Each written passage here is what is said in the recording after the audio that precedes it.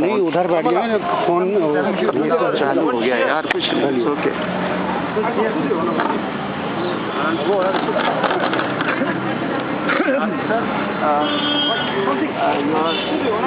because of the religious leader being investigated and all the things allegations are there. So what would you like to suggest that Rampa is the accounting problem, or it has not been organized properly, or there is certain slips in the management of the system agency? Give us your broad outline, because there has to be some slips in managing the whole official as a secretariat, what we call it.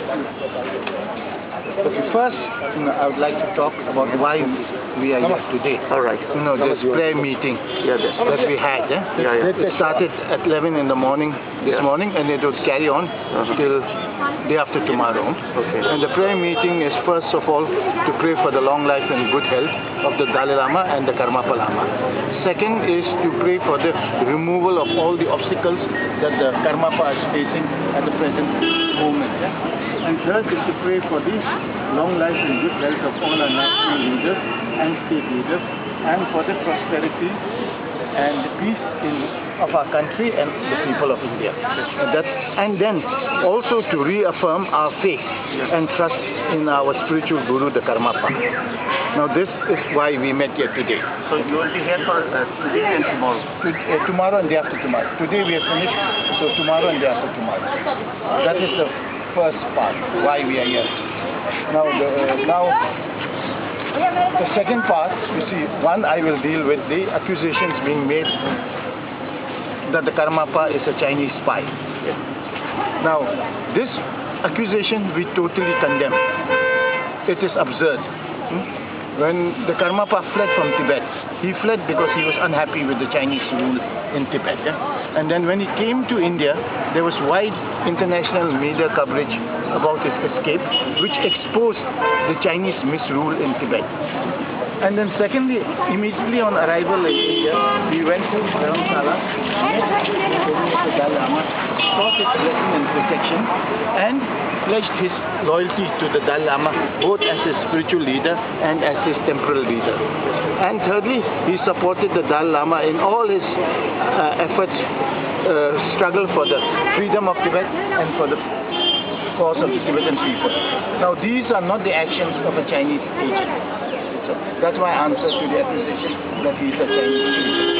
Now, the last bit that you asked about the financial problem. Some monies were recovered on a search at Gyuto Monastery, where the Karmapa is presently residing. You see. Now, these are money, which various devotees who come from all over the world offer the Karmapa. You see, a lot of Indian devotees come, they offer the Karmapa rupees, and some foreign currencies they also found. Now those foreign currencies must have been offered by the people of those countries from where they came. Now the Karmapa does not see these money. They all put in an envelope. He is not aware, how much is given, in what currency is given. He has nothing to do with the money offered to him, and it goes straight down to the office, and then the staff sort it out. Now the question was raised about some Chinese money. Yuan, now there are a lot of Chinese devotees who come to see him, many from mainland China and also Tibetans from Tibet. So if the Chinese currencies were found, it must have been offerings from these people. Now the Karmapa office has applied to the government of India for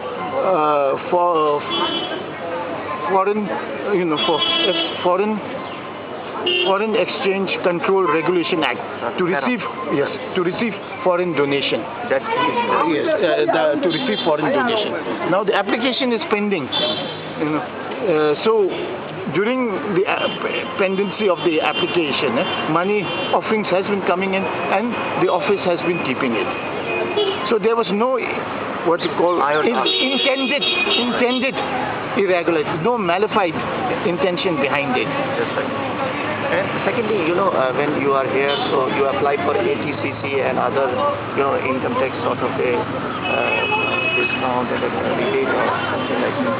So every NGO goes and applies for that.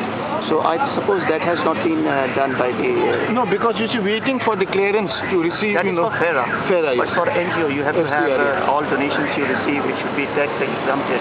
So that is covered under CCL. I'm not aware of those things. All right. I'm not aware of those things. So you have they have the office in Dharamshala or in the McLeodganj? No, you see, the Karmapa just now doesn't have a monastery. Okay. He is living In Dharamshala. in a monastery which does not belong to him, All right.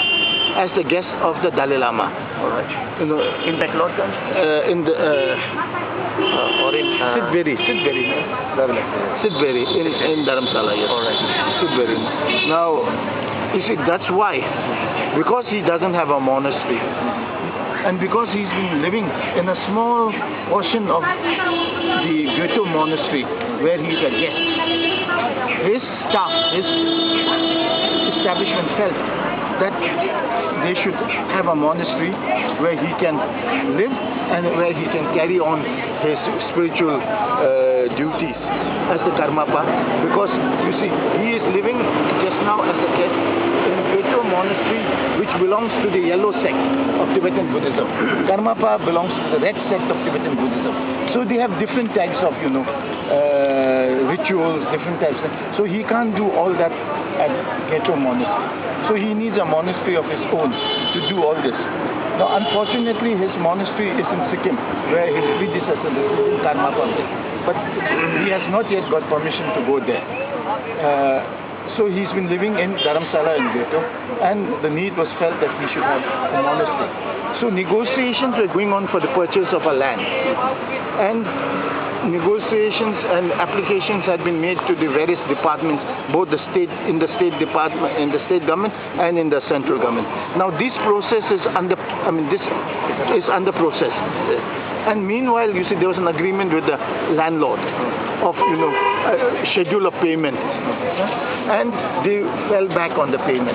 The landlord insisted on the payment. They said, please give us more time for payment because the process with the government has not been completed. Landlord refused it, so they had to pay. And the landlord wanted the payment in money, cash, and it was found that legally the payment could be made in cash, so the payment was made in cash. So this land deal was not binami or not. It was not being done surreptitiously. It was being done in the knowledge of the state government and the central government. He has to organize the monastery, and he has to organize his entire, the monastery and the setup. So that will take approximately 1 or 2 years or something, and he is here for last, I suppose, 1.5 years. No, he's been here for 11 years. For 11 years. Yes, and for 11 years, you see, we've been asking for him to allow him to come to Sikkim, where his monastery is. Yes. Permission has not been given, and for 11 years we've been trying to get this permission, to receive foreign donation, and the application is still pending. So that was the problem. That has been solved. Yes. So if the permission is given, all the problems will be solved automatically. Right. So do you think in coming years things will be Hopeful, very hopeful. And everything will be okay. Thank you very much. Okay.